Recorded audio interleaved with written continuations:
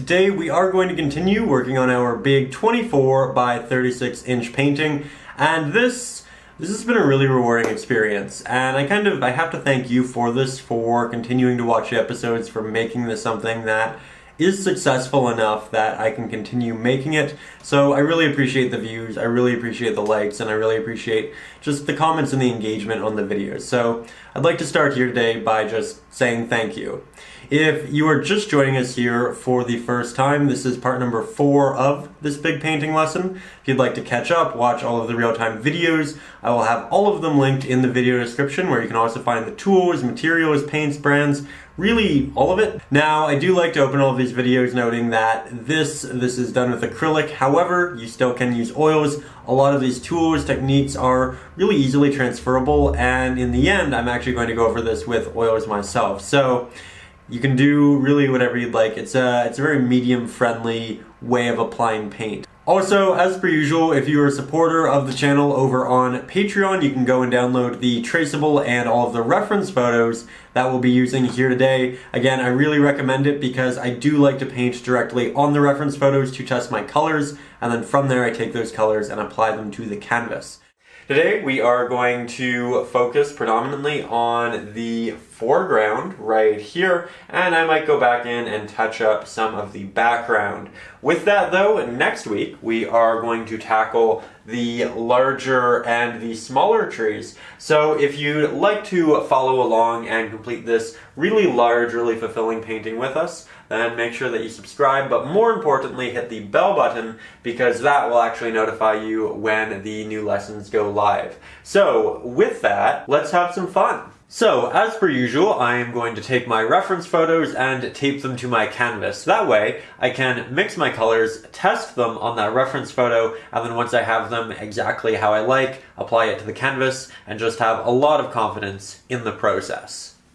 Now, while all of the tools will be listed in the video description, I did want to point out that here on our palette we have a sap green, cadmium yellow deep hue, cadmium red deep hue, burnt umber, cobalt blue, titanium white, and finally a Mars black.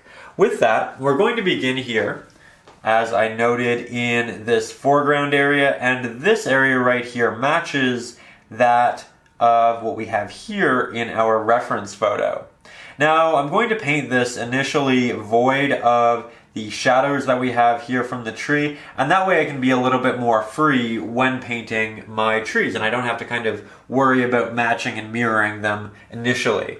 So I'm going to begin, as I always do, by making sure that my larger 1-inch flat-headed brush is nice and damp. I'm wiping off the excess water. That way we can make the paint glide, we can blend with it for a longer period of time, but it also doesn't thin it out too much.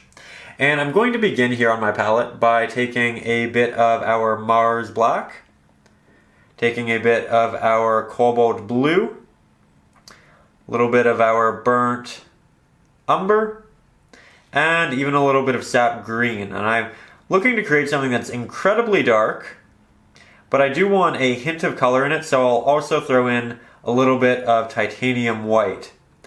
And this right here is going to be our base layer.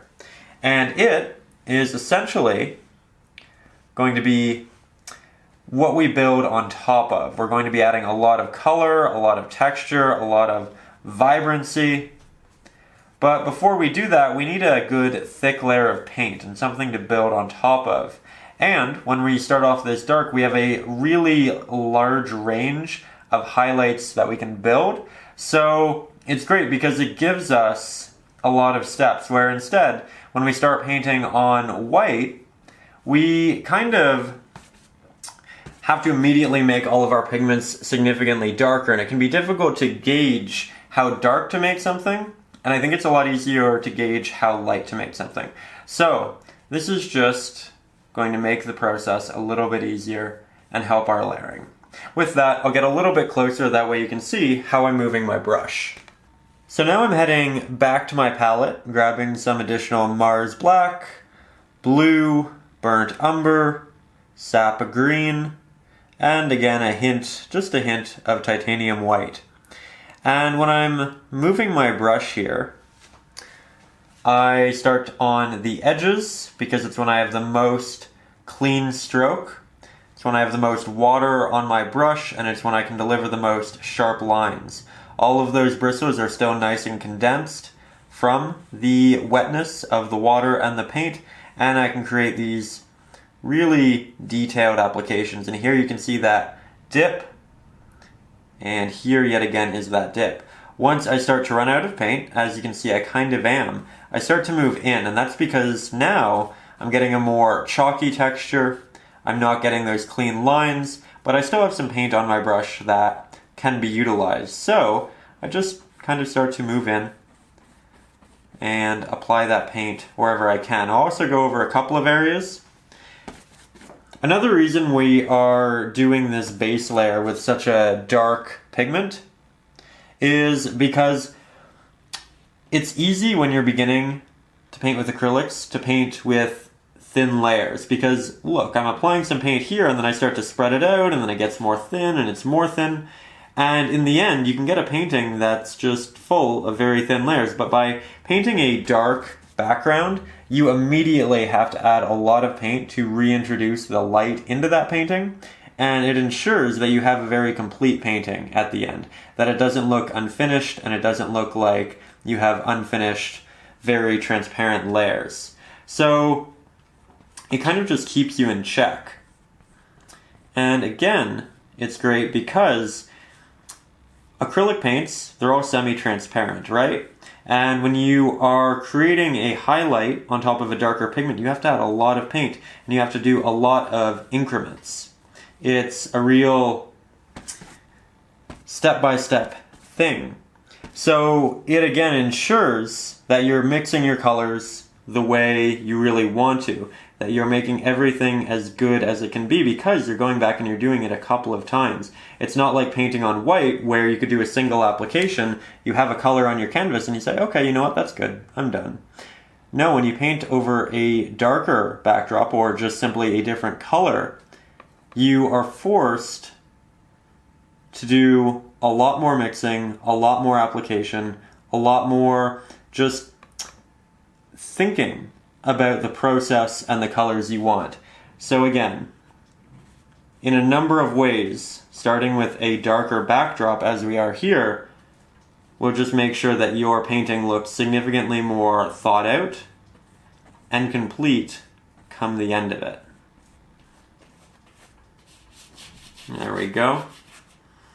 Now, I generally like to start by mixing smaller amounts of pigment on my palette, as you know, because it just makes sure that I'm in good practice of mixing pigments, helps me remember how to mix certain pigments. However, we've now mixed this a good number of times, and I think we can probably mix a fair amount of it to cover the rest of this. So what I'm going to do, I'm going to back the camera up just a little bit, yet again, give you a slightly different view, and we'll mix up a good amount of paint together. We'll also talk about why we're mixing with the colors that we are. So here we're back to a bit of a wider shot, and now you can really see me grabbing a lot of paint. I like to start with the Mars Black because that's the majority of our color here. Then I grab a bit of burnt umber, and I like that because we're going to be doing a lot of rock and a lot of sand, and the base color for that is essentially a gold or a burnt umber. Then I grab a bit of our blue because we have a lot of blue in this painting. There's a lot of atmospheric reflection, a lot of light being reflected from that sky down onto all of our subjects. And if we painted a subject without any blue at this point, it would probably look a little bit awkward and out of place. Then I'm taking some sap green because we are painting grass for the most part in here, and having just a hint of that will be useful. I'm okay if the blend isn't perfect, because if I have an area that's a little bit more green or a little bit more brown, that's interesting, and I like that, where it isn't always the case. But here, I think it does work well because it is such a diverse patch of land. You have so much going on there. Now, I am yet again cutting in the top because I have a lot of paint, And I have some drawn in rocks that weren't on my reference photo. And I'm just going to sketch around them right now. That way I don't lose them, and I can come back in with a slightly different value or color. I just want to essentially remember where they are. And for the really small areas, I'm just using the corner of my brush because when I press with it, it has the backing and the strength of all of these other bristles, so it tends to kind of stay in place and I get a good, very intentional stroke. So just something to consider when working with these larger brushes. You don't always have to switch to a smaller one for a more detailed application. If you work intelligently with that big brush, you should be able to do a lot more with it. That said, small brushes really can be quite useful, so don't stick with it entirely. With that, I have a lot of green here, more than I intended, so I'll grab a little bit more blue, grab a little bit more burnt umber, work that into our mixture, and now I'll come back, work on top of that, and just fix it up.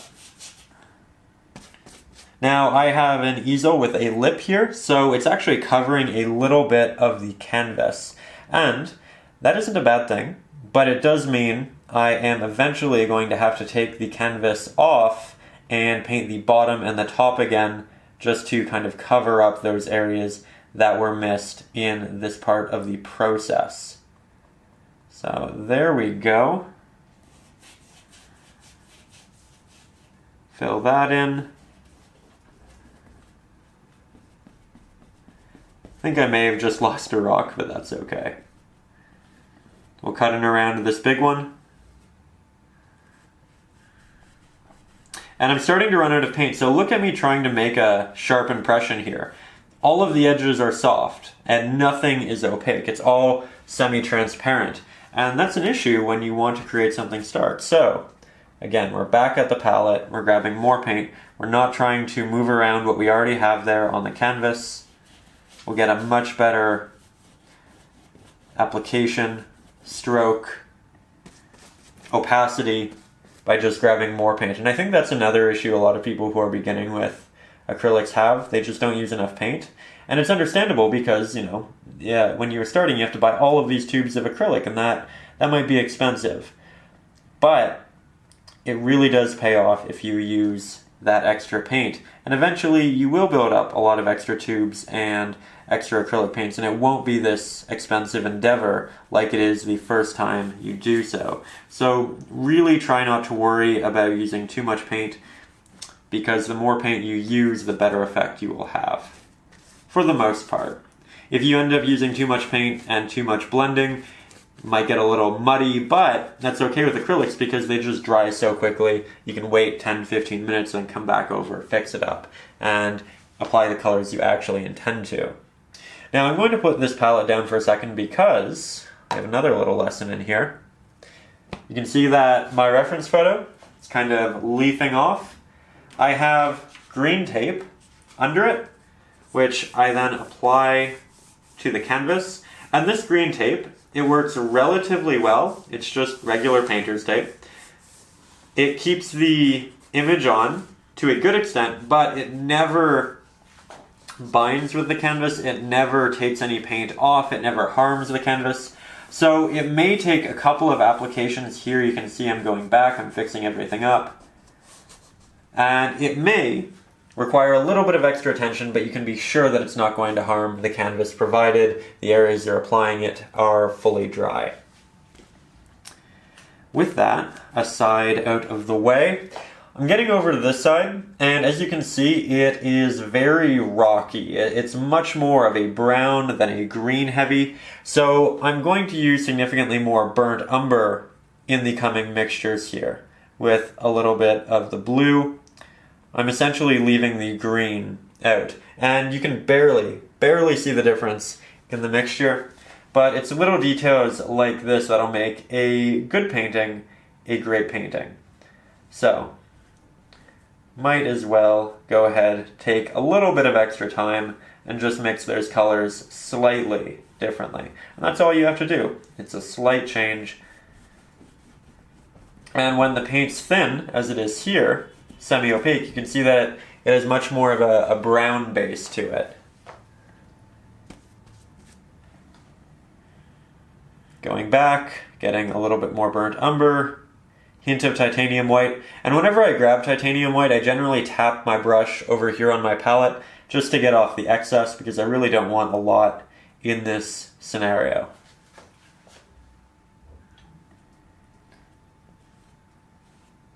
Now here we have a really interesting shadowy side of the rock, and I'm just kind of painting the outlines. I'll come back and deliver the final applications there in a little bit. Now I'm starting to run out of paint, so I'm just working my way in as I have before, going back over some semi-thin areas. Remember, we want a thick application.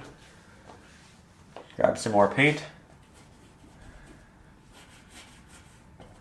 The less water you have on your brush, the more thick the application will be, which is great, but the less far you'll be able to drag it. So I applied a little bit right there with almost no water on my brush. It didn't really go far at all, but that area is very dense now. So that area is exactly what I want it to be, but I didn't get any real distance out of it.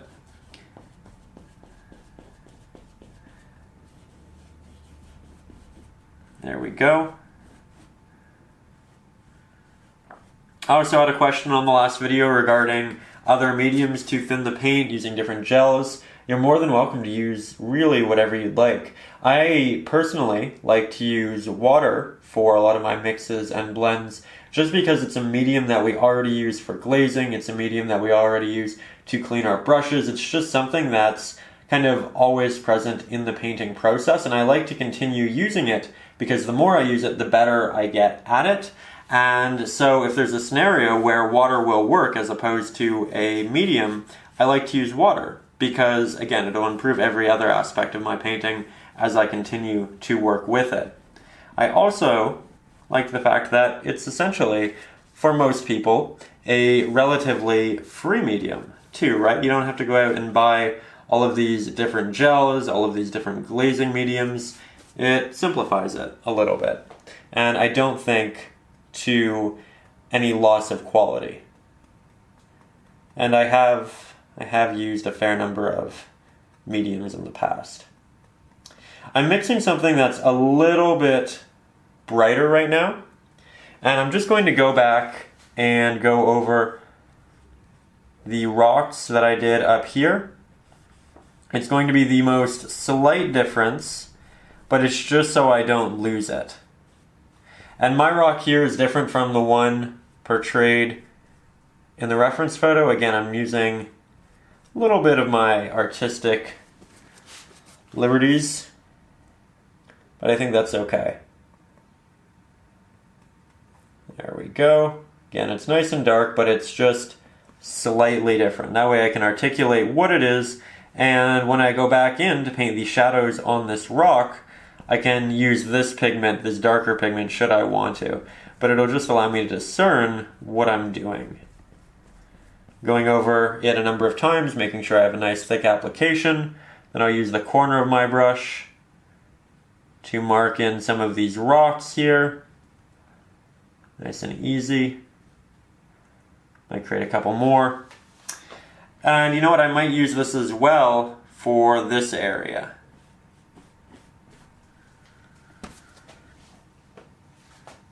Actually, you know what? Why don't I move you in closer for this? Just because it's a tight spot, we need to use a lot of different brush motions that I think will be quite useful. So here we are a little bit closer. I'm beginning, as we always do, dampening the brush. I'll go and I'll grab some of that paint, and I'm going to work my brush along all of these edges as they move. So here the edge is like that, so my brush is going on that angle. Then the edge is like that, so my brush is changing. Yet again, it's changing.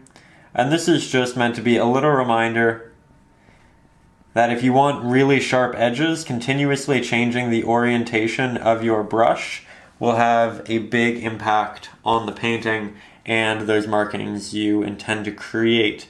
So just move things about and all will be well. Now there I used a little bit more titanium white than I should have. I should have tapped it off right there, but I didn't. So here we're just going to incorporate a little bit of extra Mars Black to make it darker, a little bit more burnt umber to give it that saturation back, because when we do a lot of white and black, we take down that saturation, we make it less vibrant, and a little bit of blue as well because we went in and added so much of everything else. Now here, again, I'm going over those edges, I'm keeping it nice and sharp. The same will happen right here. There we go. Things are progressing as planned. And now I'm going in with a nice thick application because I started to run out of pigment on my brush. And doing the edges was no longer a truly viable option. Now also, when you're doing an edge like this, if you think the edge might come out to here, make it a little bit more inwards. Taper it in just a little bit, because you can always extend things out really easily. You just add paint. But if you make something go a little bit too far, then it's difficult to work it back, because then you have to remix all of the colors that you had over here and apply them on top. And it's a little bit of a different process because you're of course applying it on top of a different pigment than what you did initially here. So always work a little bit inwards, and then once you have the main shape and you say, okay, what do I like about this? Do I want to change anything? Now I say, okay, you know what? I can make the edge come out a little bit farther. And I'll do that. But I started with something that was a little bit more inwards, a little bit more tapered. And then I worked my way to what we have here. And I like this because it acts as a little bit of a leading line. It kind of pushes you up into the painting. It'll lead into these rocks and it'll make the eye move. So rather than doing a flat movement right down here, rather than making this look like a block, by having this taper inwards, it creates motion, it makes it dynamic, it's interesting, and we also have all of these little indents and crevices, which is going to add to that interest, and they're all different from one another. They protrude to different extents, they have different lengths and heights, and keeping all of those little intricacies different is going to make a big impact in your painting. With that though, the base layer is just about fully painted, so I'm going to let this dry entirely, and then we'll come back in and add some color in a similar way to that of how we did the grass and everything right here. While I wait for my painting to dry, I'm going to clean both my brush here and my water, because they both have fairly dark diluted pigment on them, and this can affect our brighter pigments. So just going to clean them, take good care of them, that way when we come back into this, we can paint with the colors we actually intend to, and not the colors that are a combination of what we mix on our palette, and then whatever we have here in our water. So let's do that. So now we have some clean water. Our paint is entirely dry here on the canvas, and I'm switching over to a very small round-headed brush. We used this in the background, we used this in the sky, and again, just to reiterate, I use this because it has a very soft edge, so it's great for blending, but it's also about 1/8 of an inch. So it's quite small, and it's great for developing a lot of very subtle detail, which we'll need because we are now truly in the foreground. So with that, I'm going to begin by making sure that it is damp, as we always do, wiping off the excess, and we're going to start color matching what we have right up here to right down here.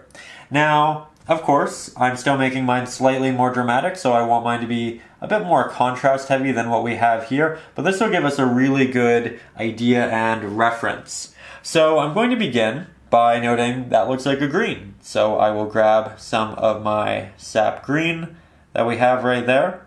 And then I say, you know what? I think that this is too saturated than this. So we'll add some extra titanium white.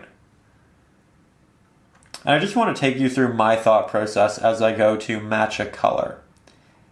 And then I say, okay, that's definitely not as saturated anymore, which is good. But now I think it could be a little bit darker. We'll grab a hint of Mars Black, and I'm wiping off the excess Mars Black just because it's such a strong pigment. There we go, grabbing a little bit more. And I say, you know what? That looks close, I think. So I'll take this, and I'll just apply it right here to my reference photo. And again, you can get the reference photos up over on the Patreon post.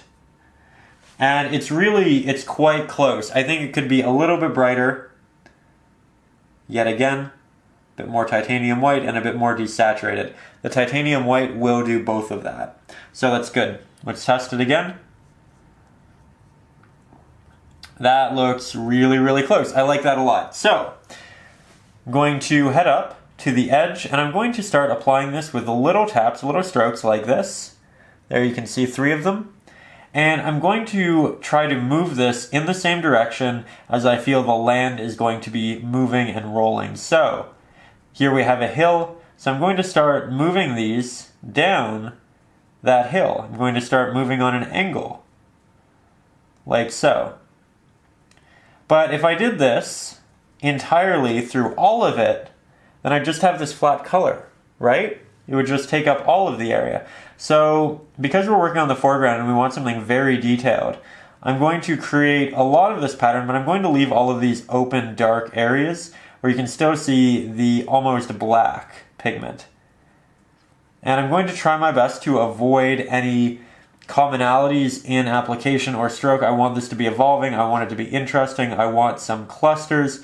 I also want areas that are fairly void. And then I'm going to go back to my palette. I'll mix up a slightly different green. I'll make it slightly darker. So I'll grab some Mars Black this time. Grabbed a little bit of what we used before. Grab a little bit more titanium white. Mixing it right beside so I know that it's a different pigment. And now here, I'm just going in and I'm filling in all of those empty, darker spots that didn't have pigment. And I'm using the same type of stroke. That way it's nice and cohesive. And as you can see, we're just starting to build up a little bit of texture, a little bit of depth.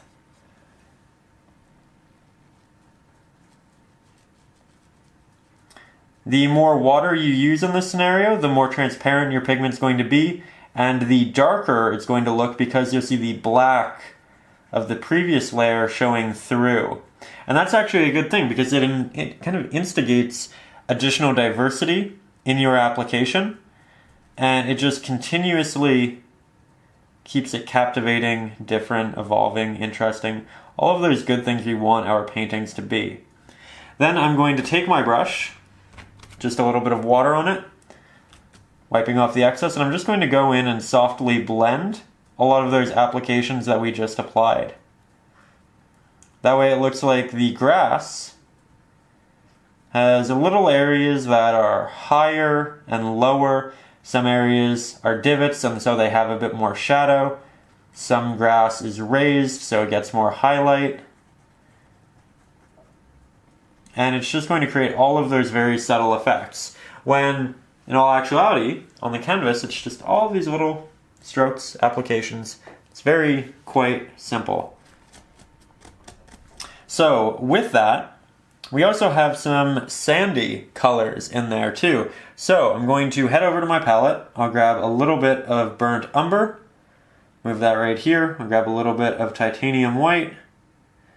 More than a little bit. Probably 2/3 white, 1/3 burnt umber. And I'll test this. It's good. It's not bright enough.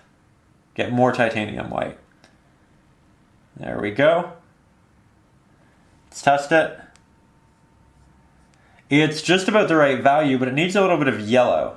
So we'll throw that in there. Makes it a hint gold. Try that. And that's the actual color we wanted. So with this, you can see little patches showing through. And I'm going to create this in a similar way. There's little strokes. There we go. There are some little patches in between our grass. Some are larger, some are small, and I'm trying to make them all different. I'm using this as a general reference, just kind of looking where these patches are loosely. There are lots of little ones right here. And then there's this almost lane that moves like this. It's quite interesting. Gives it a lot of character, and this is why I like to work from reference photos so much. I wouldn't think to add these lanes, I wouldn't think to add these spots in this area, and it's ensuring that it's keeping the painting diverse rather than me trying to come up with all of these different little intricacies and falling back on similar kind of subconscious ideas that I've formed over the years of what grass and rocks and dirt looks like. This keeps my mind open. Anyways, from there, before all of this dries, I want to mix a little bit of a green, similar to what we've been using. There we go. That's nice. Good different combination there. And I'm going to go and I'm going to work along the edges of the dirt I've just applied. And I'm going to try to do some soft blends, mixes, and I want it to feel cohesive. I'm also going to take some of this green and I'm going to work it up into other areas that we've incorporated with green. That way, this green feels cohesive with the other greens we've applied.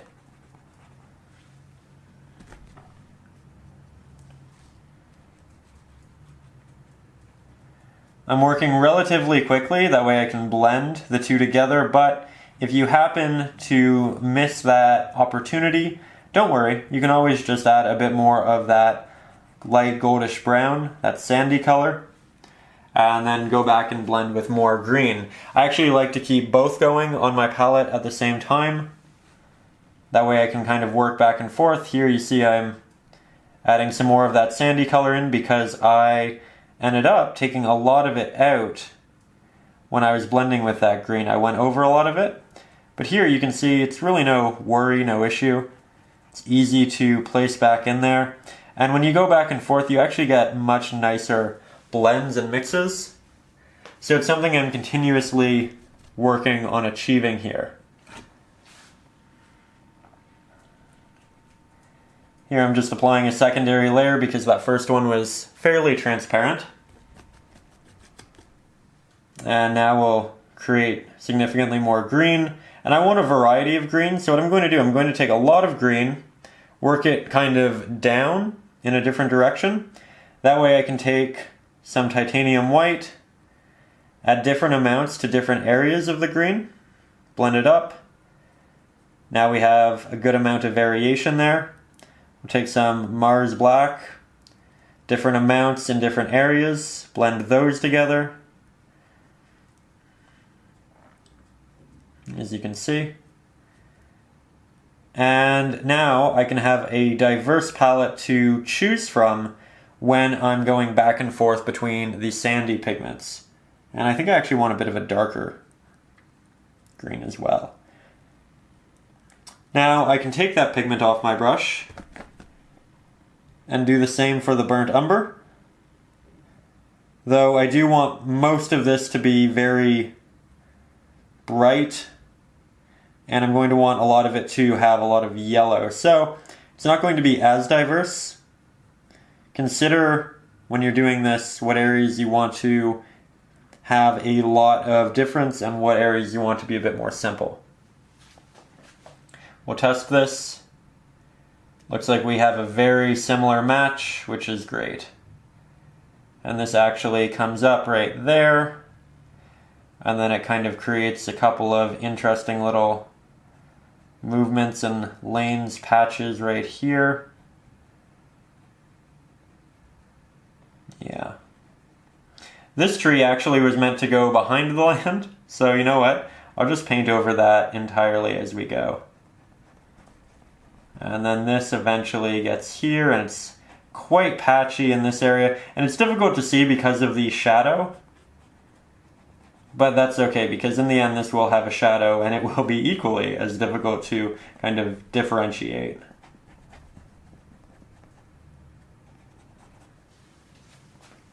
So again, it starts just a couple strange little patchy applications and then turns into something real. So let's do that. Let's turn more of this into something real. As we start to move down the hill, as you can tell, it gets darker and darker. There's a bit more shadow. So I'm using a bit of my darker green for these areas. You can tell that actually blends really well. I like that a lot. But I still need to leave room for other patches. And then this area right here is fully in shadow, so I'm going to leave that for now, and I'll show you how I deal with that in a second. Right now though, I'm just going to fill in the rest of that area before it starts to dry. So here's a slightly lighter green. Remember, I'm incorporating it in different areas of the grass, that way it's consistently cohesive.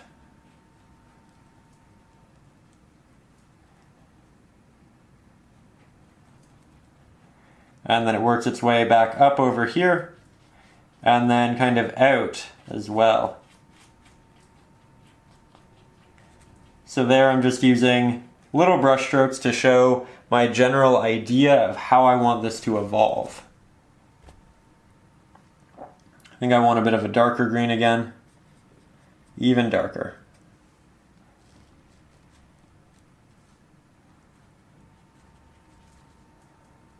There we go. Going over that sand, remember? Trying to blend a little bit with those edges. While the edges are now fully dry, you can still get a wet onto dry blend, and that just is where the wet paint is semi-transparent on the edges because you move the paint more, and that way you can see the other pigment showing through it. But now we can take some of our sand and work that back in here, and you can see we get that really nice subtle effect that looks so natural. With that though, we've been doing a lot of detail work, and I wanted to give you a wide shot so that we could talk about the movement of all of our strokes, but now let's get in a little bit tighter so you can see the strokes up close. So now that we have a little bit of a closer view, let's continue working our greens in the same direction that we were. I'm working in this area right now because I've already started applying paint, and I'd like to work with it while I still have some of that wet paint. So now here's a different green. I'm moving in that similar direction.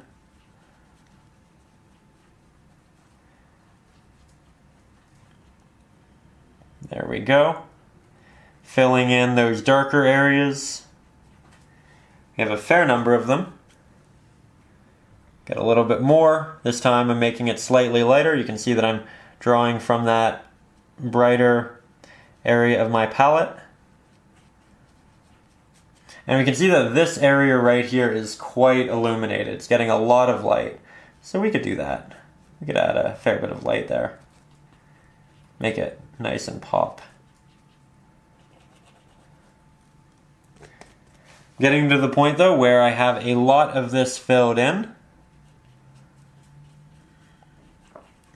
And I'm right at the point where I'm going to want to start doing some real blending. So now I'll just take my brush, make sure that it's nice and damp. I'll come back in and soften some of these brush strokes by just going over them. And I'm using a slightly rounded brush stroke here,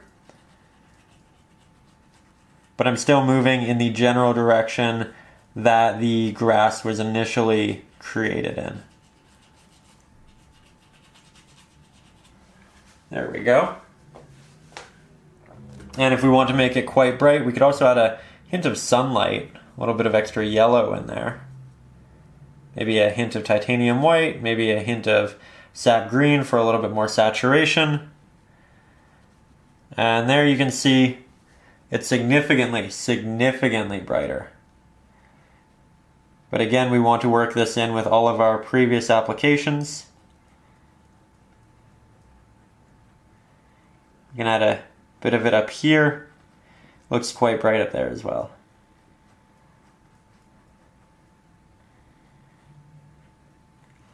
And then I'll allow it to dissipate as we move over here. So I'm just letting the paint run out on my brush as I move into the back area. But now it looks significantly more bright. It also looks a little bit more choppy because we have a stark difference in value.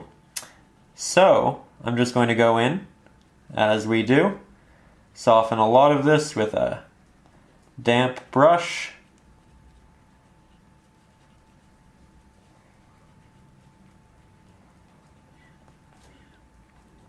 We have a lot of surface area to cover here, so we'll get quite good at this technique by the time we're on the other end of it. With that, let's come up and work on this. Now there's a lot of shadow in this area right now. I don't know that I'm going to incorporate the tree behind this tree, because if you look, this is a tree, and then here's a shadow from another tree that's directly behind it. I don't know if I like that compositionally. It seems kind of awkward. So I might take out that tree entirely. I might not do the shadow, and again, that's why we're painting it without the shadow, so we don't feel constrained by the shadows. But we'll see. With that, let's paint this as we would if it were void of shadows entirely. Sap green, Mars black, titanium white. There we go. We want some variation, of course. So we're just throwing lots of different mixtures of darker, lighter, slightly more saturated, slightly desaturated greens together. And I'm just creating a very flexible palette. There's a lot to draw from here. Now, yet again, we will create a significantly less flexible palette with titanium white, a little bit of burnt umber, a little bit of yellow, and just like that we have the pretty similar sand color that we've been working with, which I love. I think it's great. I really don't think it needs much of a change. I'm looking here, I can see that there's a bit of a path, perhaps from footsteps, be that of wildlife or humans. In either case, it's interesting. It leads the viewer's eye up this way. There we go. And it also kind of trails this way. So I'm starting to change my brushstroke. It was going this way. Now it's starting to curve. And then it gets a little bit more horizontal as we get up here. But, of course, now we need green. So I start with a mid-green. That way I can kind of gauge if I want it to be brighter or darker. It's a good way to start. And I'm just working my way around a lot of our applications. Also work them inside a little bit while this is still wet.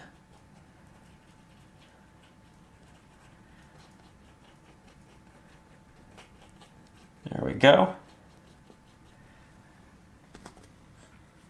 Going to grab a bit of a darker mixture because I feel like this area is a little bit concaved. It's moved and warped inwards, so it isn't going to get as much light. So it can be a hint darker, as can this come up area be.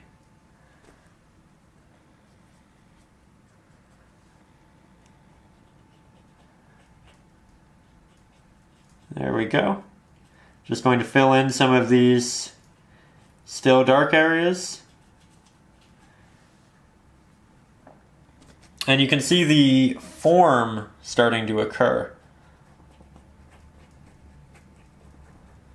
We will be doing much more detailed grass a little bit later on, with even some blades showing. Should be a very, very strange sentence in any other context.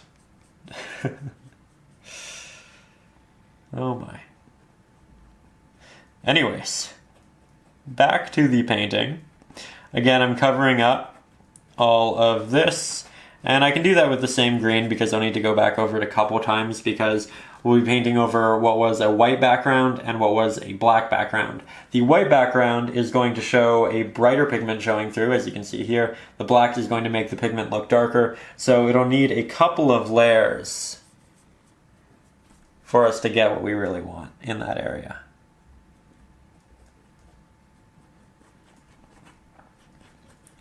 With that though, I believe a lot of our green is starting to dry. So what I'm going to do, I'm going to take just a hint of our burnt umber. I'm going to make this slightly darker because again, it's on a bit of a hill. It's not as bright as the rest. I'm going to work this in over a lot of the areas that I already applied for the more sandy ground area. And then once I have the majority of it in there, I'll go over the edges yet again and soften everything. Here I'm actually already starting to soften. My brush isn't really all that damp or wet, but it does have those round edges, and so I'm able to get a bit of that transition in there. Here now I do have an actually damp brush, and you can see just how softly these strokes and blends are coming. But remember, I'm still trying to show that brush stroke through. So I'm not going for a perfect blend. I'm not going for a blurred effect. I'm just softening. There we go.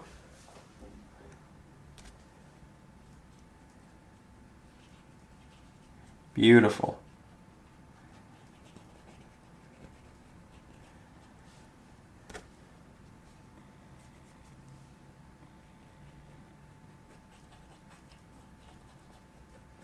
Going back in, creating some extra texture and movement in that area. I think we actually need a bit of a brighter, more saturated green for that area. So we'll try mixing that up right here. Yes, perfect. And I'm moving it about, remember, because you don't want it to exist in a single area. When you move quickly with your brush, a lot of us tend to make larger strokes. Try not to do that here. Keep your strokes small. It will make a difference in the end. And again, while I'm trying to blend everything while it's still semi-wet, I'm not actually concerned about it. I can always go back, I can always reapply, mix more paint, do 100 different things to remedy what I may see as an issue, which may not even be an issue, right? I think we're all definitely our own hardest, most hard critics, and I certainly am with my speech in these.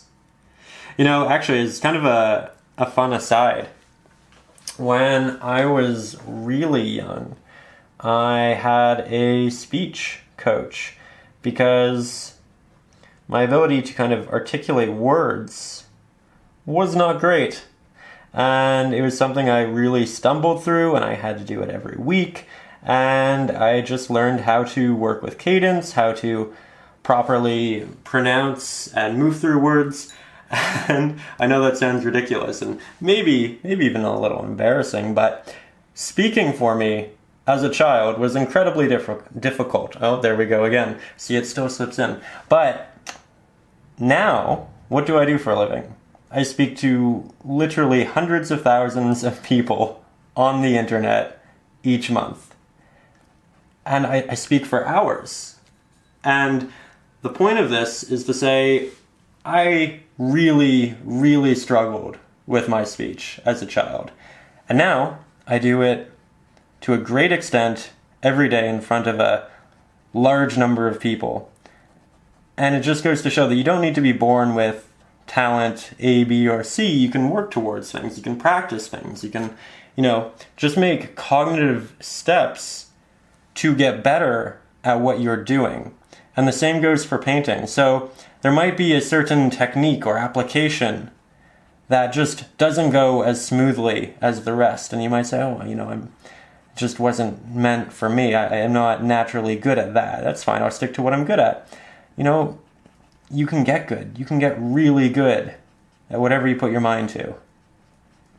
Painting is no different. All of these subjects are no different. And you can really change that. yes, portions of you may still exist in there, and little accidents may occur here and there, but you know, you'll have the confidence to get through it and to come out on the other side just being so much better at it. And that's really what I like to think when I trip on my words, as I still tend to do here in these videos. You know, just learning, getting better, articulating issues that I may have, different words or phrases I may stumble upon, and working around them or working through them, figuring out ways of making them work efficiently.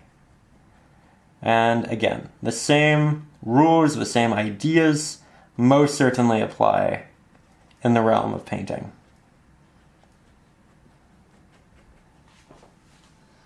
Here we have a lot of slightly brighter pigment, getting back on task. And I'm going to work in some darker greens as well, just to make sure it's nice and balanced. A lot of Mars Black right there in that mixture. Mars Black, it's a very strong pigment, more so than any other acrylic pigment I've found. And so when you're mixing with it, use significantly less of whatever other pigments you're using, and then work from there. Slowly add it in. That way you have good control over the blends.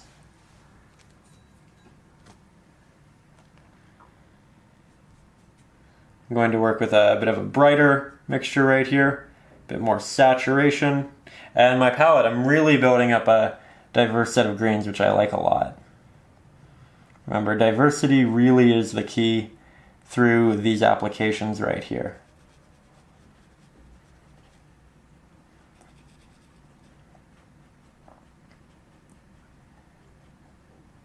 There we go. Now, yet again, I'm going to work just a hint of our sand throughout this.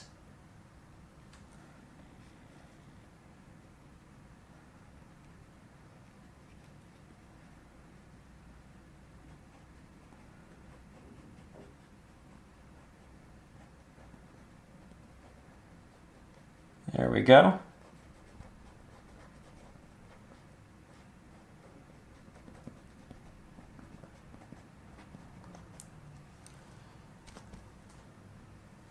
Kind of focusing right now, that's why we're a little bit more quiet. I'm just looking at the patterns that are up there. I'm trying to build on top of them, make them a little bit more interesting, give them a little bit of my own flair, but also keep things evolving. So now that I've applied that, what do we do yet again? We wet our brush, make sure it's nice and damp. We'll head back and we'll just soften all of those applications up here because we did that initial big layer, we did a little bit of touch-ups, then we added in all of the sand, and now it's time to kind of mold it together, make it flow, make it cohesive. There we are. As is normally the process, things got a little bit more green, so I'm just going to work slightly more of our sand back in there. This time, softening as I go, because everything I'm applying to is already quite wet, and it's going to make that blending and softening process significantly more simple than it normally is. Can even do it a little bit over there too.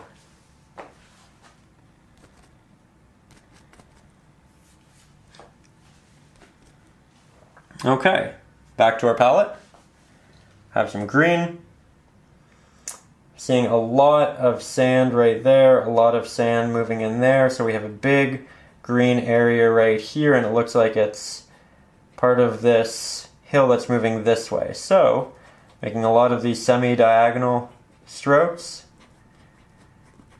Move a couple into where the sand is going to be.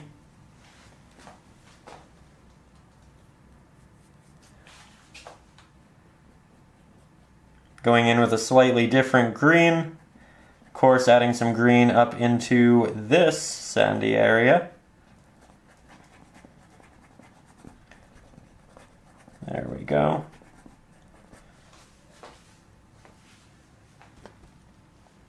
More green, more white. Changing it slightly, you can see there's a very, very minor change in green right there. And when I apply this pigment over black, as opposed to the green mixtures of before, I'm actually going to get a different application and color again, because when I apply it over previously applied green, it's optically blending with the layer underneath it, right? Which is a green. So what we're getting is going to be something a bit brighter than what I get when I work it down here over the black, because this is optically blending with a black, which creates something entirely different and a little bit darker.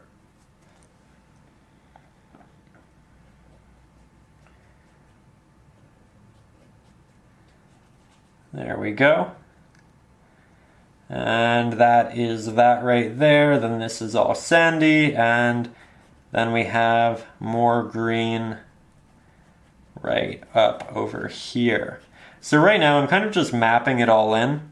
I'm trying to figure out the direction of my stroke. I'm trying to figure out the main placement, how things are going to evolve and change on kind of a grand level.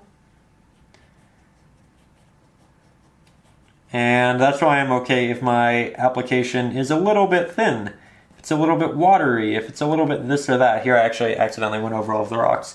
That's okay. But I'm just trying to gauge how it's going to evolve. That way when I go in to do the detail, I know that I'm putting it in the right way, in the right strokes, in the right places, and I don't have to do all of it over again. This is kind of like doing a preliminary sketch.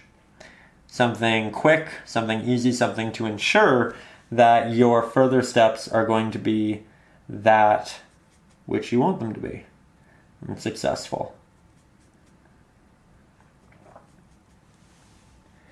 Mixing up a slightly different green. I thought I was anyway. It's a very, very similar green. Make it a bit brighter. Let's try this. There we go. That's different.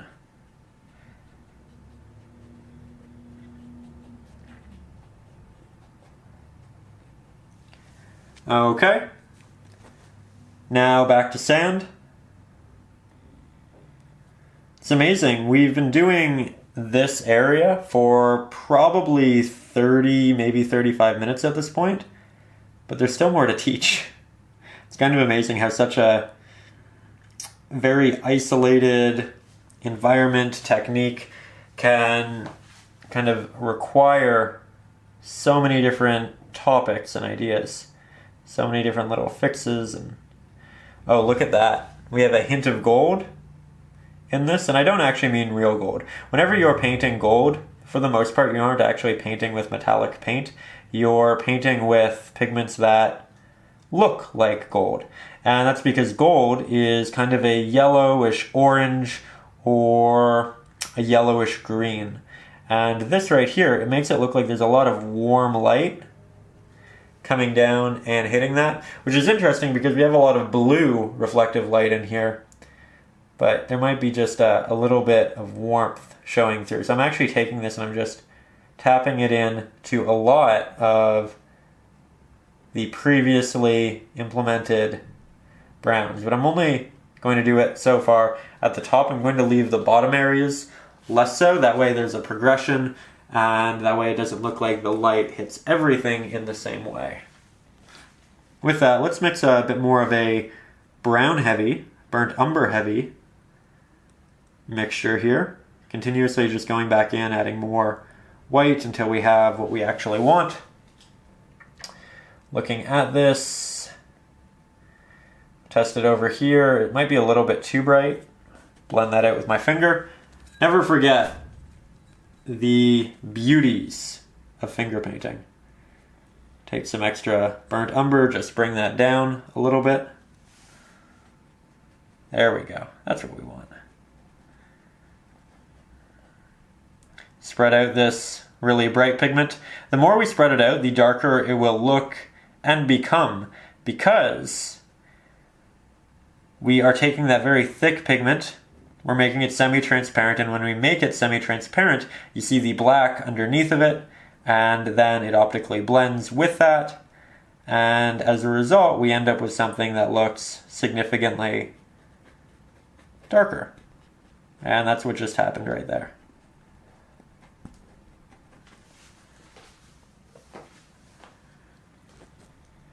I love this process, by the way. It's very cathartic. You're just creating brush strokes in the movements that you feel make sense for these moving hills. You're making little pathways, and it's really difficult to, from a technical perspective, get wrong. So it's just imaginative crafting at this point. While it's all relatively wet, I'm going to take some green, move it up in around these new applications.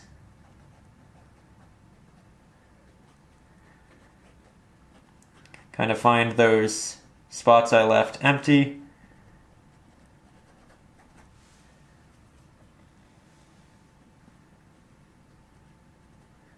And remember, if we make it too green, as I probably have, we can always go back in easily and rework the sand itself.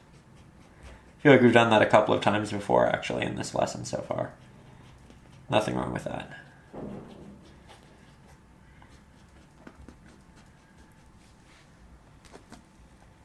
Now I'm going to go in with a bit of a damp brush. And that's beautiful. That's exactly what I wanted.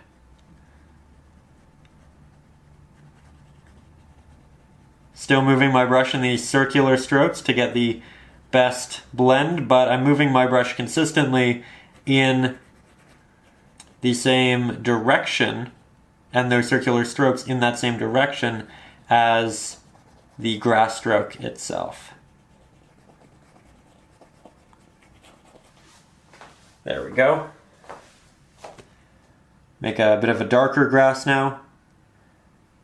Mars black, sap green, a little bit of titanium white, not too much. There we go. And we'll start applying this to the bottom because this is the hill. This is what's getting all of the light. This is the bottom of the hill. The light, it isn't fully getting here to that same extent, and it needs to be softer.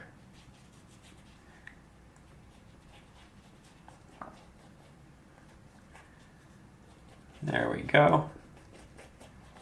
Just moving that over a little bit. We also have a lot of sand in this area, so just getting back to what we were doing, I'll use a slightly darker mixture, so slightly less titanium white, slightly more burnt umber. Figure out where I want this. I know I want it to connect through a little lane, so I'll draw that lane. There we go. Now these two match. Have an interesting little pattern here, I see. And I'll draw it on here for you to see with a slightly brighter pigment. This is essentially the shape I'm working towards down here. And then from that I can see where this all is. So I used that as kind of a guiding texture application. That way I could apply this the way I really wanted to. Look for little cheats and hacks like that. Little areas where you say, okay, you know what, I understand where this is in relation to another subject, so I'll apply that, because if I know where that is, then I can apply the subject I really want to.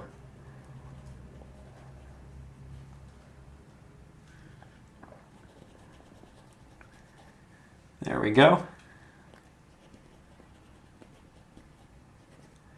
Now you've seen me work with the water for quite some time now. So I think after I'm done softening this and working on this area, we'll get even closer so you can really see up close how my brush is moving through these scenarios. I just want to thicken this pigment a little bit more, as it looks fairly transparent and therefore fairly dark, with the black being underneath it, which again is okay to an extent. We just don't want it to look too dramatic. I definitely want mine to be more dramatic than that. And again, we're painting this without all of the additive shadows, so it'll be a bit brighter, different anyway.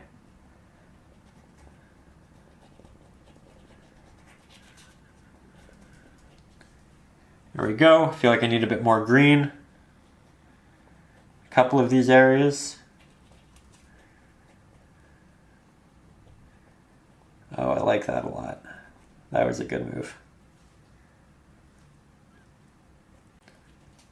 Okay, so now yet again, take a step back and we'll continue at a more close range. Actually, I said take a step back. Let's take a step back. Let's see what this looks like from afar without the reference photos, and then I'll reapply them and we can see just how much progress we've made. So here you can see the painting from a distance void of the reference photos, and I think it's actually going quite well. We've spent about an hour on this section right here, so it's a timely process for sure, but I think it's really paying off. You have a lot of intricate little details in there, and now with the reference photos again taken off, we can really assess if this is as bright or as dark or as saturated as we want it to be. And the way I go about kind of articulating, figuring all of that out, is I look at the landmass that's right behind it. This is done with the same techniques, the same pigments.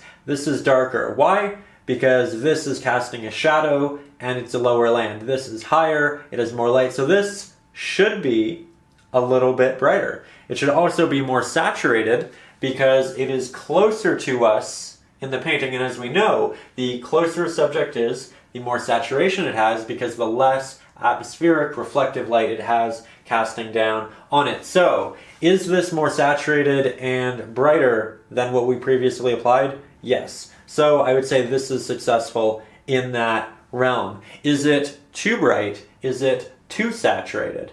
I don't think so. I think that the values here actually match other very bright values that we've kind of established, and it's not brighter than the light in the sky, which is also an important factor to consider in a setting, in a scene like this. So I think in terms of value and hue, so far, so good. I think it also looks quite nice with this right here.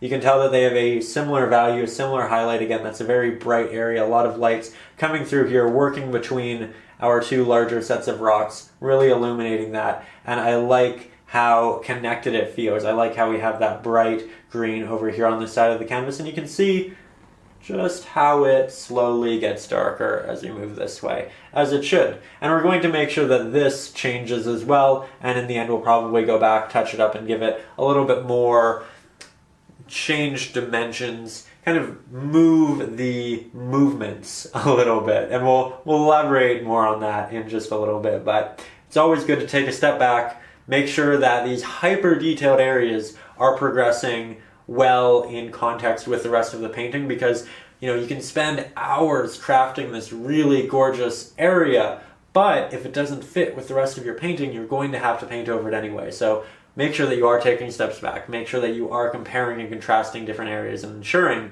that things look right together, not just individually. With that, let's jump back into it and have some more fun. So now that we've taken a moment to step back and appreciate our hard work, I think it's important that we get back to our hard work, or rather our leisurely little painting session here. And so we're going to begin, as we always do, by making sure that our brush is nice and damp. Then I'm going to mix up a wide variety of greens as we have in the past. So I'm just going to take a good amount of it. And you know what? You really don't want to build a lot of pigment on your smaller brushes, especially getting it up higher, because the higher you get it on your bristle, the more difficult it will be to articulate a clean, very sharp stroke. So I'm going to switch to my larger 1-inch flat-headed brush, make that nice and damp, and I'll use this to do a lot of my mixing here on my palette, just because I want to do a great deal of it. And some people like to use palette knives for this, and I actually do as well. Whenever I paint with oils, I do a lot of my mixing on palette with a palette knife. However, I want this to still be accessible. I don't want you to feel like mid-tutorial you have to run out and grab a palette knife. So it is most certainly achievable here, just mixing with other brushes. It just means that we'll have to clean this brush in the end, but that's quite all right. So here we go, more green in many varieties. And we'll just make some lighter green up here as well. There we go. Now I'm going to clean this brush relatively well. Not perfectly, but as well as I can by just kind of moving the head of it around our dish here. Wipe off the excess. And I'll make a bit of the brown using the smaller brush because I honestly just don't need as much, and we're not working with that great deal of variation. So it's a bit more safe. There we go.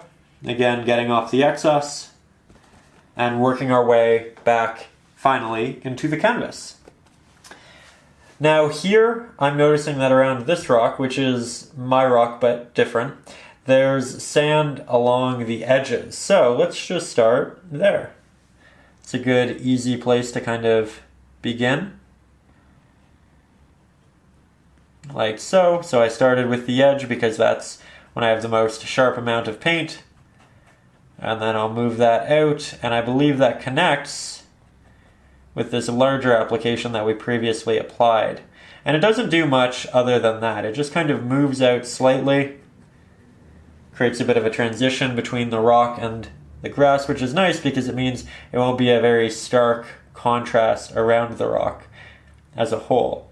There are also a couple little markings right here that we can incorporate, but they're very minimal. Then I continue. I find this one kind of starts in the middle of the rock, works this way down, and again, because I have a lip on my easel, I'm not able to get that far down with my brush, and that's okay. I don't really need to. We can go back and do that later. It'll be a good excuse to remix all of these pigments and continue to learn and retain. So right now I'm just drawing in all of the major motions and movements that I see throughout here. And we have a bit of grass right here in the middle of the rock. So it's nice, we have some real variation there. But now we can get back to working on our actual grass. So we'll start with, again, a mid-green, because I don't like to start too light, I don't like to start too dark. That way I have a lot of option and variation into how I'm changing things. I can start in a couple of different areas. I think I'll start right here just to finish up this little block. Remember, it's little taps, it's not large, long strokes. I'm working it into previous greens, that way it's nice and cohesive.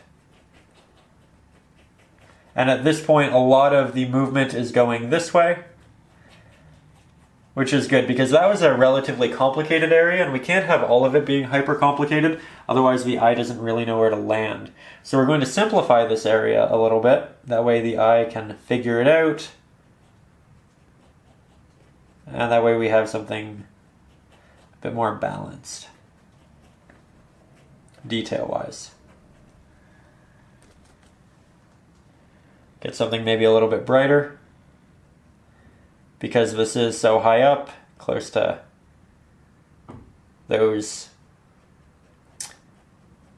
real applications of light that are shining down. There we go. Incorporate them a little bit throughout, as we do.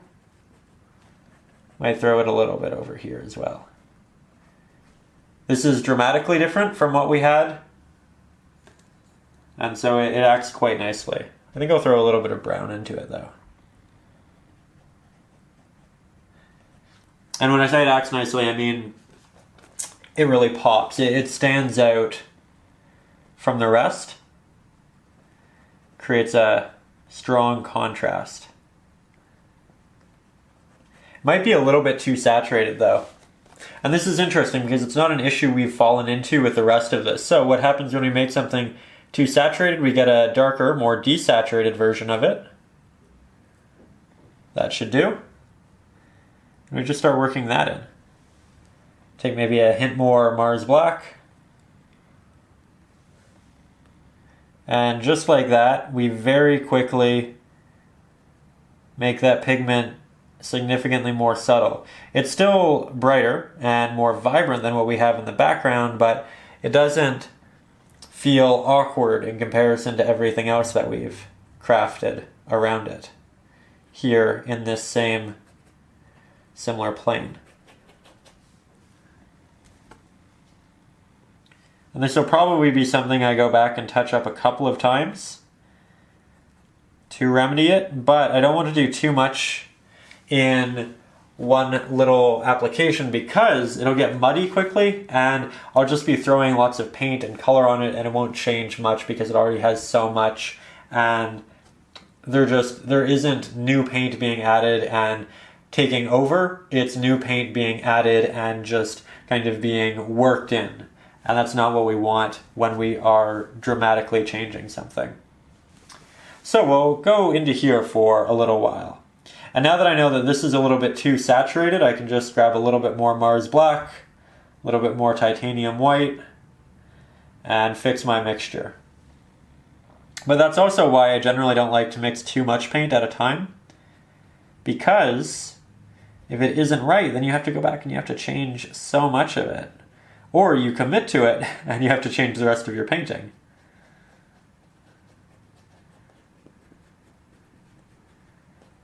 There we go.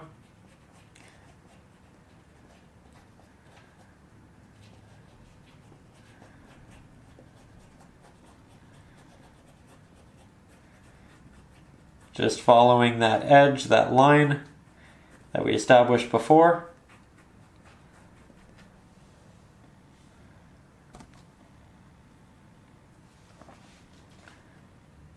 Taking a slightly different pigment. Test that over here, just see if we're dramatically off from what we were doing. And I don't think so. I like the inclusion of this in what we had over there. Good to test in previous areas of your canvas. That way, again, you know if things are cohesive and working together.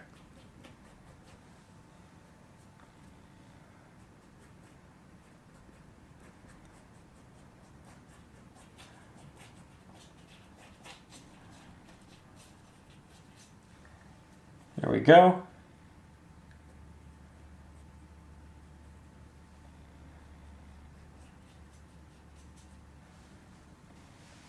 I'm going to take a step back, make sure that I like how it's working together.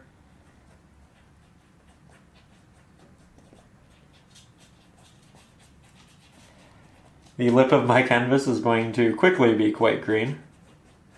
It's quite okay though. It's about time this easel looks like it's had a little bit of a life. It's seen some paintings. I'm really excited about our next big painting. I already have the reference photo, I have the idea, I've been kind of playing with different colors. It'll be really, really neat. And I think you'll get to see that in 2 to 3 weeks, probably. But that's good, that gives me a little bit more time to prep it.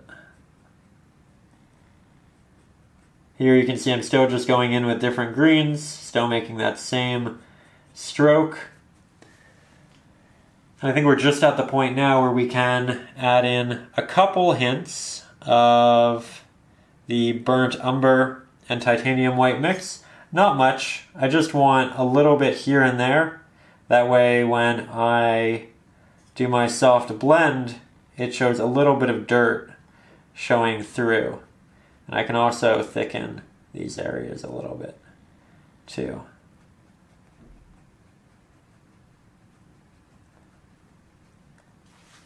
There we go. Just figuring out how I want all of this. Might have a little bit down here. Okay. So now that I have my paint on my canvas, we're going in with our damp brush. And we're just softening things. Remember, round stroke. If you find an area is taking a while to soften, just go over it for a longer period of time.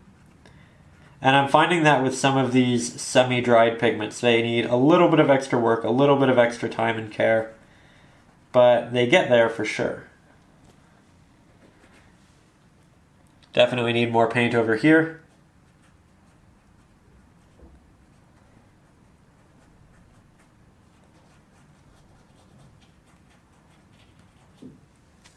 And now that we have some clean paint, going in with a semi-wet brush.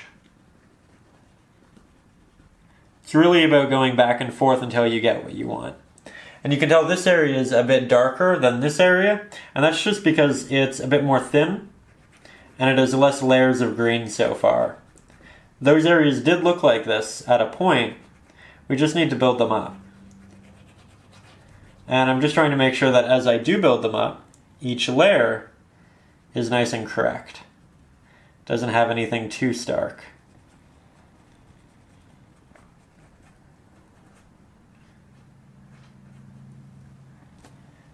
Really like this pigment as a highlight, so I might take it while we're here and just apply it up to the top, kind of craft a nice edge.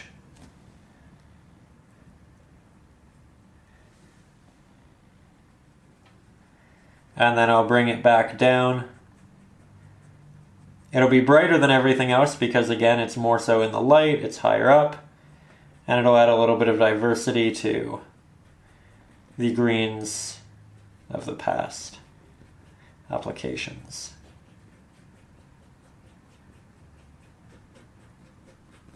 There we go. Oh, it's nice and highlighted.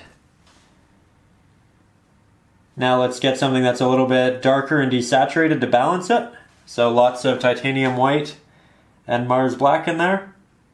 And I'll just work this in between a lot of those now semi-opaque areas where you can still see a little bit of that darker pigment showing through. And you know what? We have a number of them over here as well. So we should work this really throughout the painting. It's a great mixture. It's a great color, it's a great value, and it works really well to contrast all of the highlights at the top.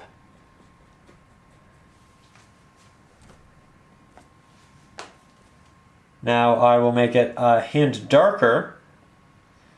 That way we can move farther down with it in areas that are receiving less light.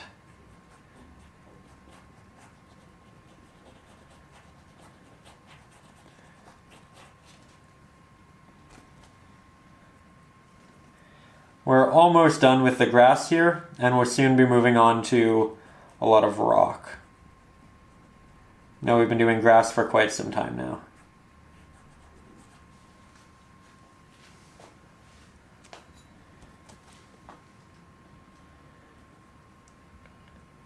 There we go.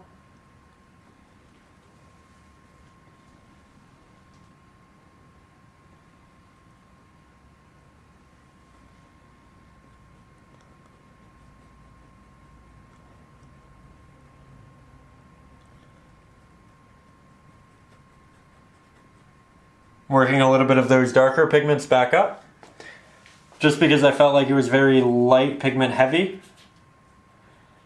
and I wanted a bit more of a gradient and a contrast. That way I did feel like the light was coming down, it was rolling its way down the hill. We just needed a little bit more of an application there. In all of this, I think we lost a lot of the sand though, so let's just place a little bit of that back in.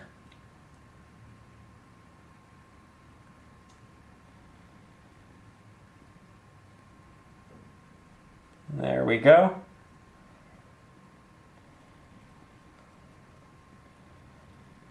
Little hints of it throughout.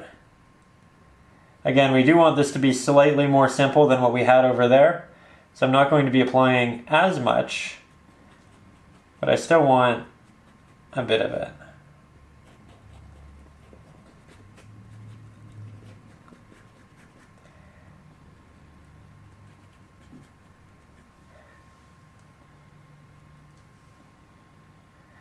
Referring to my reference photo a lot, I think my eyes are probably more on my reference photo at this point than my actual painting.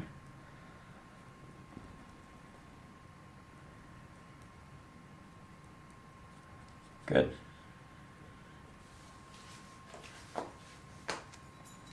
And now we'll go in and we will soften.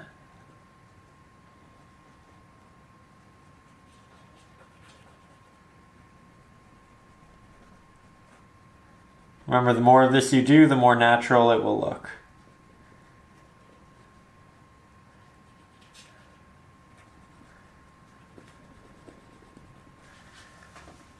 Yet again, I'm going to take some steps back and see how it's progressing. Actually, before we step back, I want to get real close as we are here. That way we can see all of the textures, all of the applications, everything that's making up what we are going to see from a distance, because again, it's going to be very, very different. I also wanted to quickly stop in this area here because, as I mentioned, I wanted to touch that up, and it's finally dry enough to do so. So I'm just going to take a little bit of our burnt umber, titanium white, test it, make sure that it's similar to what we had over here, and you know, we can do a couple little applications with it. Looks quite good. And then I'll start applying it right up here, just because I really like the look of this sand against the background. And I think it'll create a really nice contrast from far away. I think it'll also make it feel nice and cohesive. So we're just touching this area up a little bit. And I might take a little bit of green, a little bit of titanium white, a little bit of Mars black. And just lighten this right here a little bit too.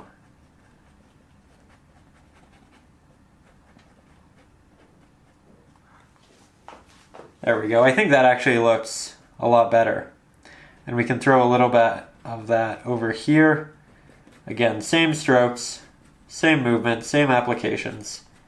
Just throwing in a different green that might aid the painting. And it wasn't in the reference photo, but again, I really like this on the edge. So I think I might throw a little bit of the sand connecting from the rock, have it move outwards, and we have it over here as well. I just really like the effect of both. I think it's really, really neat. It makes grass something that innately might be a little boring, significantly more interesting. And it's just so quick and easy to add in.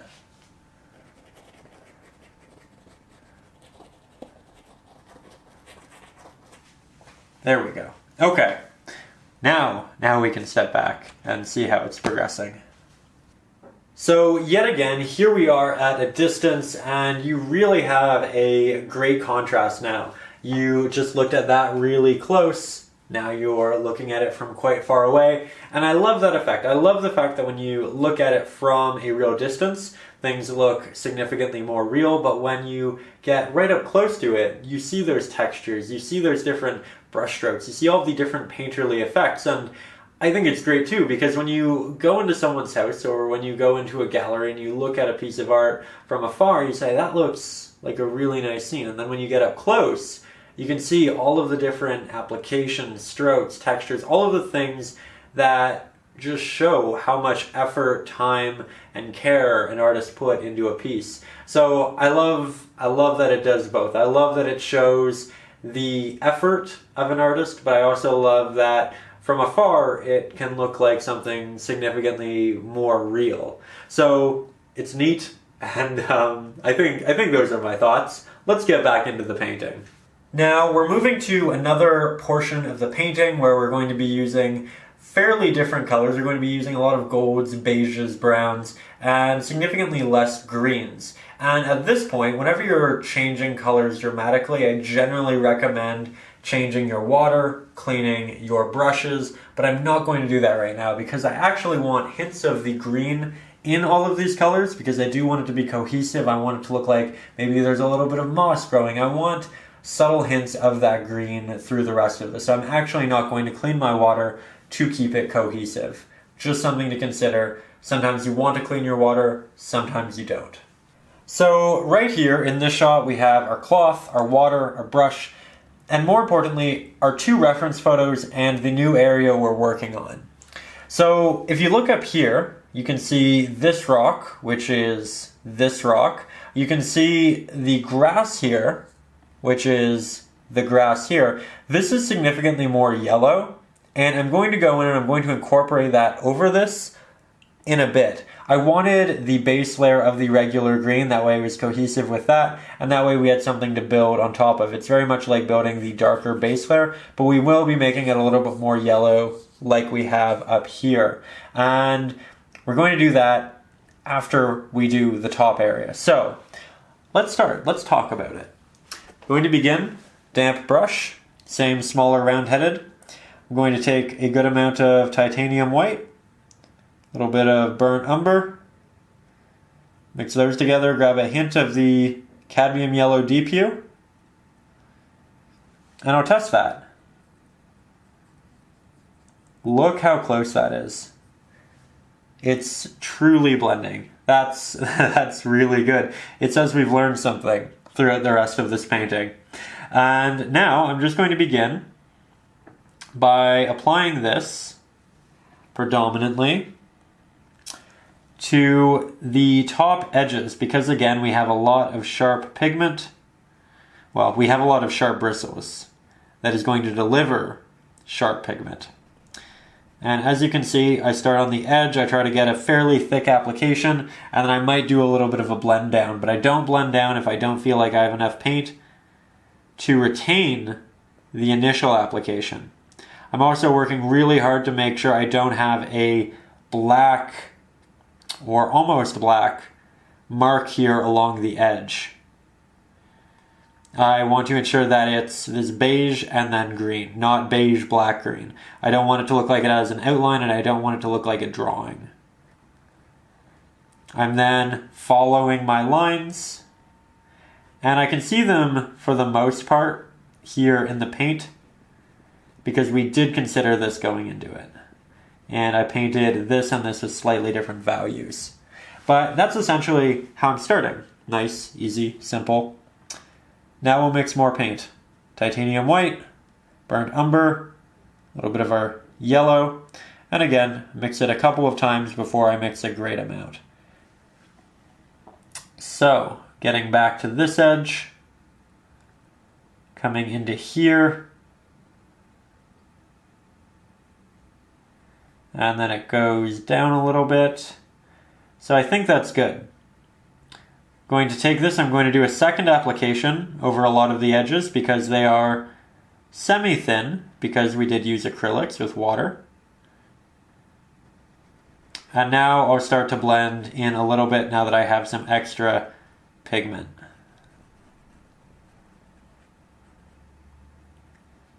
Now there's another 2 sheets of rock. And I'm going to paint those in now. So more paint, more water. Looks like it starts right here.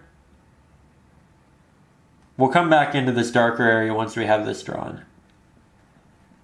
And it looks like it just kind of comes up and then comes back down right over there.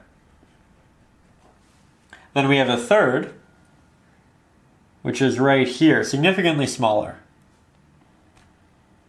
Getting a lot of water for this because I'm essentially just sketching at this point. And I know I'm creating outlines, but we will get rid of all of these outlines. There we go.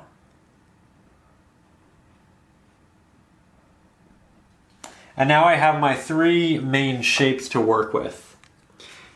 As the rock moves in from that first outline, it gets a little bit darker because it dips in a little bit. It doesn't have that same highlight that the crease does. So I'll grab a hint of our burnt umber here. I might grab a hint, just the tiniest hint, of cadmium red deep hue. Maybe a hint of our yellow. Now it's a slightly darker pigment, or should be at least, and I'll try applying that to the inner area of our first outlined application. And it was a little bit darker, but not enough to make a notable difference. So I'll go in with a little bit more red, a little bit more brown. Might even grab the smallest hint of Mars Black. And this, of course, is significantly darker, so we'll add some extra titanium white. But there we go, that's notably different. Try applying it. Yet again, not that dark. I'll fill in the rest of the area for consistency's sake. I'll head back to my palette. I'll grab a hint of Mars Black, a hint of burnt umber. Make it very watery, very transparent. We'll just try using this. Oh, I just heard my cat Howie sneeze outside of the door, which means he woke up. Love that about him. It's a very unique, cute trait, I think. So there, you can see we just darkened that little outline area a little bit. And we can go back and do this a number of times. Now we're going to work on this next area. So we'll start with something brighter. White, yellow, hint of burnt umber, significantly more white.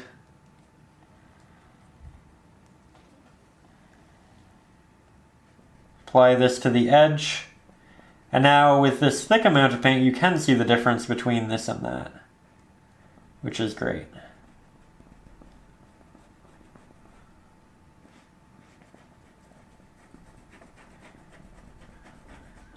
There we go.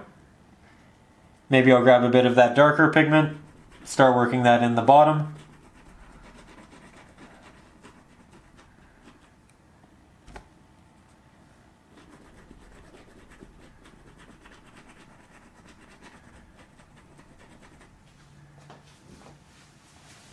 And you can see what a thick application versus a thin application looks like. We use the same pigments, but this is opaque, so you see the colors. This is semi-transparent, so you see the black showing through. So I'm going to mix up a fair amount more of each. That way we can apply with a good amount of paint. Try that. Test it here, good match. It's a little bit more orangey than the pinkish purple base we had before, which I actually like, so I'm just incorporating it back up here.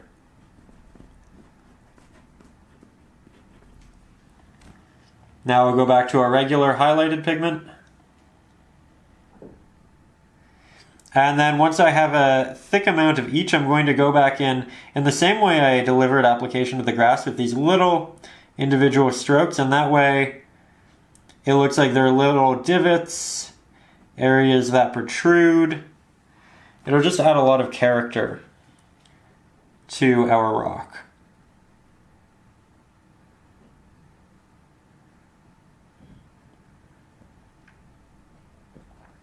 There we go.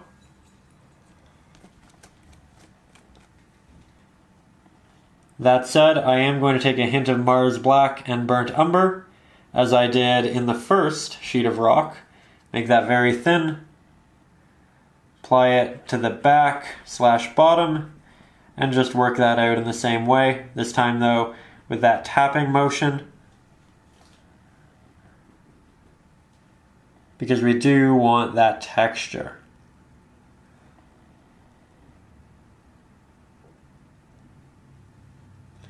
It's really nice.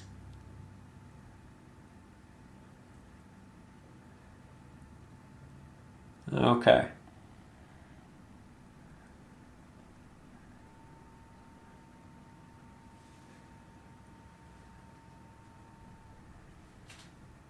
Of course, we'll do that over here again.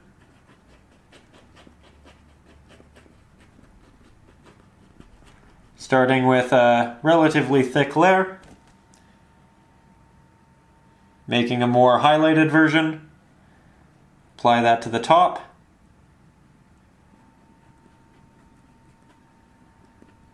Tap it inwards, that way we create that texture.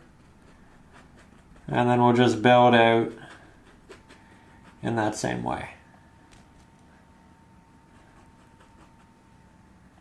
And I think we'll get more of a brown base for when we start to work our way out to the edge here, because we were working with more of a brown base for the sand and the rock, and I want a nice little transition between this more colorful version and the slightly more singular color.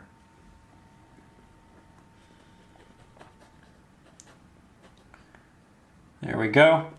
It also starts to lead back down a little bit, so I'm starting that motion too. There is a bit of a darker area right here, so I'll just draw that in. It'll be right there. And remember, I'll go over a lot of this right here with grass. I just want a good amount of each. That way it doesn't feel like a stark change.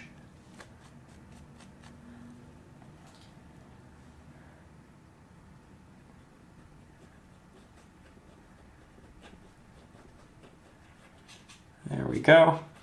We have some different little laneways and darker paths as we move that way. So I'm just trying to account for those as well.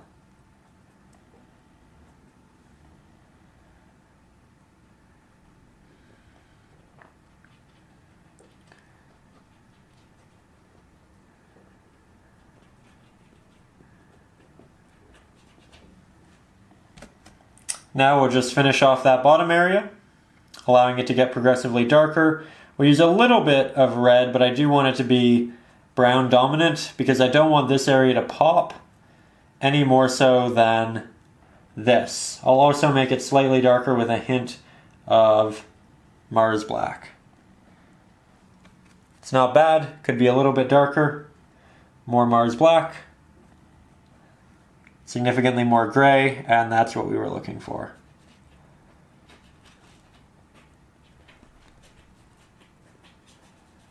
There we go. Now we'll mix up a bit of our green. I want it to be relatively neutral, not too dark, not too light, not too saturated. That way it can blend in with the majority of the greens that we've already applied and just make this transition a little bit easier. I think we'll get a little bit more close to the camera though for this transition area. So here we are, we're a little bit closer, and this shot is going to be void of the water dish, but I have it over here, so whenever my brush goes this way, you'll know that that's what I'm grabbing. Whenever I do this, you know that I'm just wiping off that paint. And from there, we'll continue to find green on our palette. Not sure where I mixed that. And I'll continue to create that blend between the green and the rock. And I'm just doing a soft, subtle change right here. Just kind of scraping off that paint. Here, for the majority, it's more of this golden mixture, and I like that a lot. But again, I want mine to be a little bit more dramatic. So I'm going to use slightly more green and I'm going to make it a little bit darker.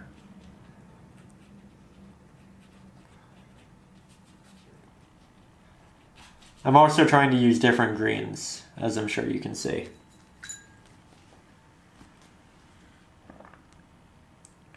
Get a little bit more Mars Black for our green. A little bit more white. Continue to play with these, change them up.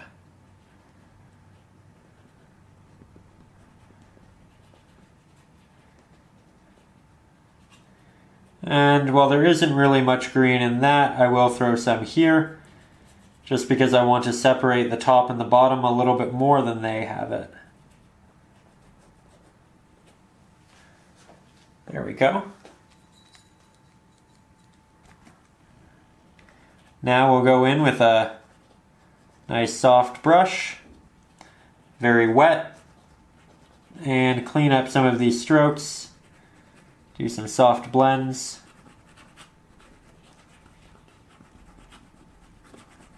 And we'll see how this looks from afar.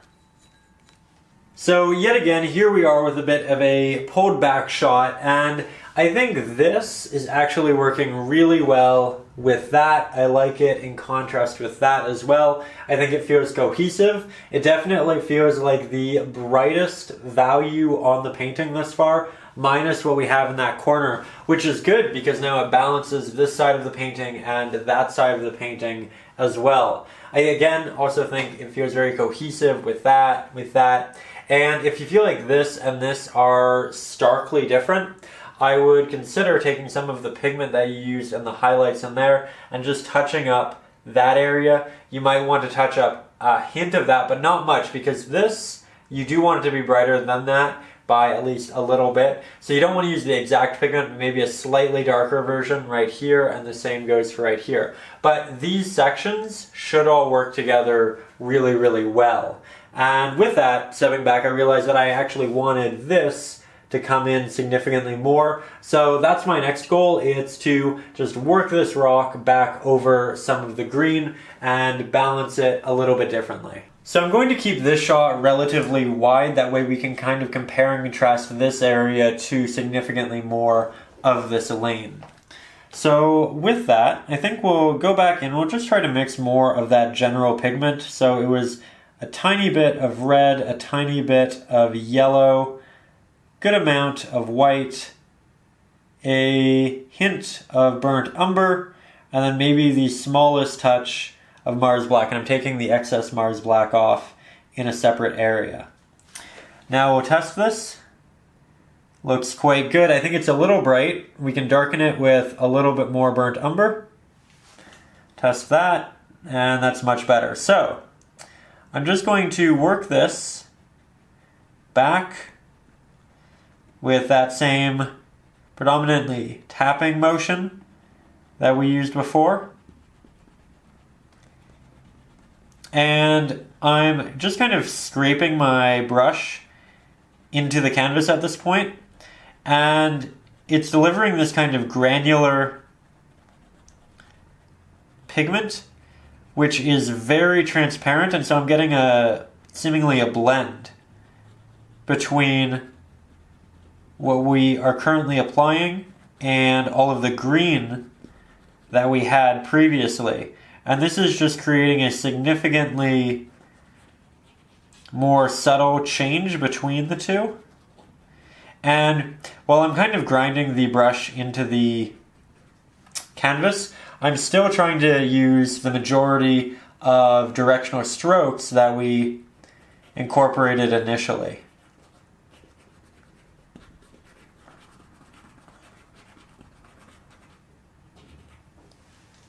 There we go. You can see it's a much more subtle transition.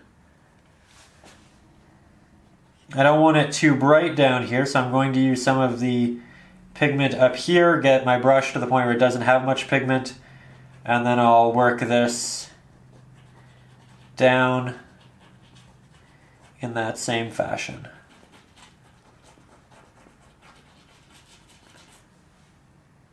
Pretty good, truly. Get a little bit more.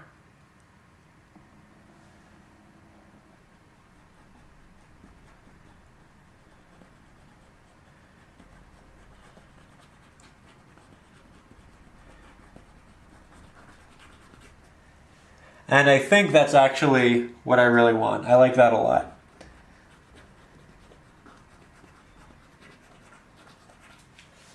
So from there, we are going to tackle the rock that's kind of coming down right here. So I'm going to get my reference photo, paste it back on here, and we can play with that in conjunction with the area. So what we're looking to recreate here is all of the detail that's happening right there. And we actually start with a very similar pigment. We just make it a little bit darker. So I'll take a little bit of Mars Black, Burnt Umber, the smallest hint of red, smallest hint of yellow, Titanium White. We'll mix those. And I'm just trying to make sure it's slightly darker than what we had previously. So that right there will definitely work. Now I'm going to map in all of the main highlights I see up in this top area. And I can even test it. There you go, you can see the pigment. It works directly into that and there's almost no change. So again, we're getting good at our color mixing. And I say getting good at our color mixing because I think that through every painting you start off kind of from scratch. And while you may be good at color mixing in general, a new reference photo, a new painting presents a whole new set of learnings. And I think we're finally at the point where we can do it quite quickly. So what I'm going to do, I'm going to start with the edges like this and all of the prominent areas that have a bit more of a highlight. So I can see this shape happening and I'm recreating that right there. I can see a little bit of a movement. I know that I can do a bit like that. There we go. And now, I'm just going to go in with a fairly wet brush and blend that pigment back into the darker area until we've covered all of it, but I'm going to leave the majority of the pigment on the edge. And this is going to give us a little bit of a texture. It's going to make it very consistent looking. It's going to give us a variation in highlights and shadows.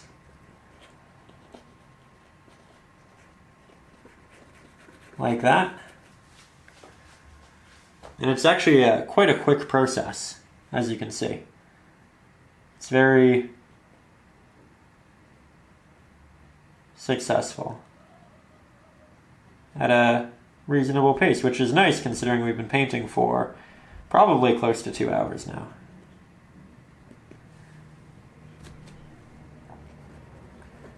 So again, I'm going in, doing that circular stroke, blending these highlights back, making sure I cover all of that darker pigment. That way it all has a little bit of texture, brush stroke, and movement. And I'm slowly just building up these areas. It's unlikely that the first application will be enough. So I'll go back, I'll touch up, build,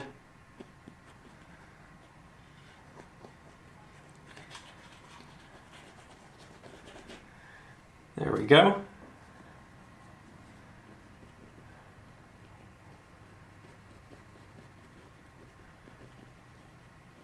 I think that works quite well.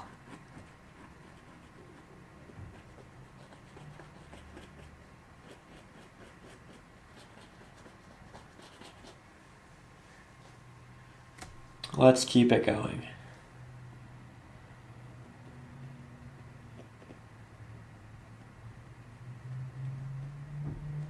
Do a little bit more.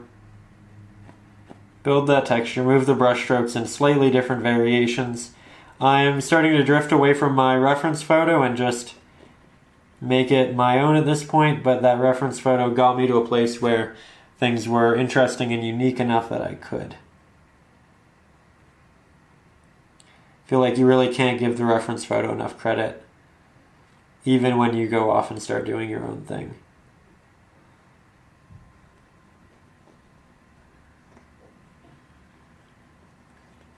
There we are. And then this area is significantly darker, so I'll keep it darker and just do less layers. But let's now step back and see how that looks. So here we are yet again with a bit of a wide shot, and this time we are specifically focusing on this rock formation in the shadow right here. I am actually really pleased with how this looks from afar. I'm kind of amazed that we got to that point as quickly as we did, and I feel like it's very cohesive with the rest of the rock in the painting. And this is something I actually really want you to think about, something I want you to check your painting for, something I want you to focus on in the future with all of your works. And that's progressively, from the background to the foreground, do things get more saturated, do things get more of a contrast, and while still sharing similar brush strokes and hues. And a good test for this painting specifically is looking at this rock structure, this rock, and this rock, because all of these are facing in the opposite direction to the light. The light's coming down, you know, it's catching the top of this, it's catching the top of this, it's catching the top of this, but this, and this all have their backs turned to that light. And so they're all going to have a lot of commonalities. And what you really want is for this area to be the most desaturated and also the least contrast heavy. Then when you get to this, it's a little bit more saturated and there's a little bit more contrast. And when you move to here, again, a little bit more contrast, a little bit more saturation. And I feel like this progresses really naturally. It instills a sense of depth. It makes it feel like there is a lot of that kind of atmospheric light bouncing around, making this and this a hint lighter. And it instills so much depth in a very subtle way. So I'm very pleased with that. Obviously, this rock right here, being as stark and unfinished as it is, kind of hinders the overall look of the piece and that idea at this point, but I will quickly turn that around.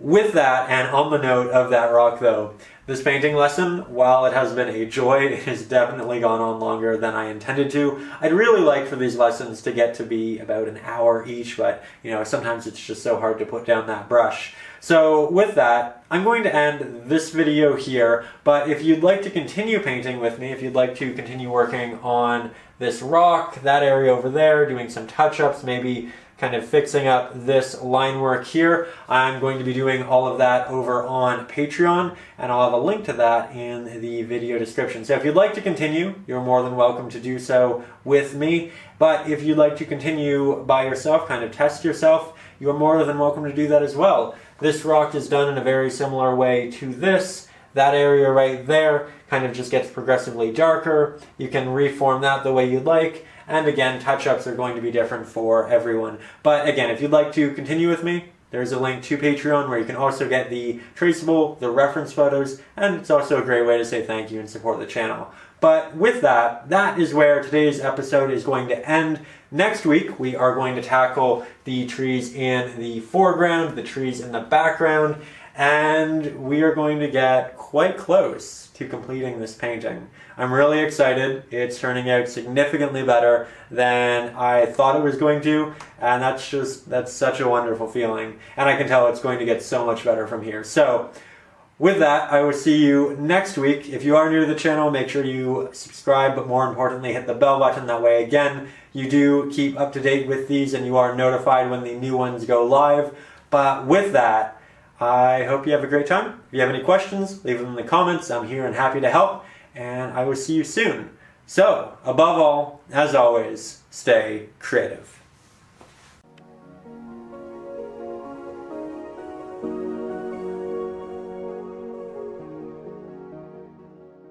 Hello, my name is Howie, and I'm pretty sure my parents don't know I exist.